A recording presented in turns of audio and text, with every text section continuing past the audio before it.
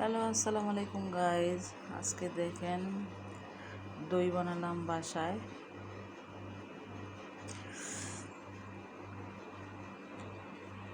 দেখতে অনেক সুন্দর হয়েছে। ক্যামেরাতে অত বেশি ভালো লাগতেছে না, কিন্তু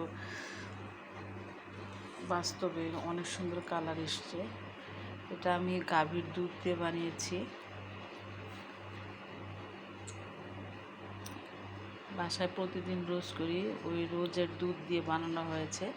তা আমার আগের দইয়ের বাটি ছিল, ওই বাটির মধ্যেই সামান্য দই ছিল, ওটার মধ্যে দুধটাকে আঁচ দিয়ে তারপর এটাকে এটার ভিতরে দিয়ে দিয়েছিলাম। বেশিক্ষণ লাগে নেই দইটা হতে। এখন বের করলাম, দেখলাম হয়ে গেছে, আলহামদুলিল্লাহ। সবাই ভালো থাকবেন, সুস্থ থাকবেন। সবাইকে ধন্যবাদ। আসসালামু আলাইকুম।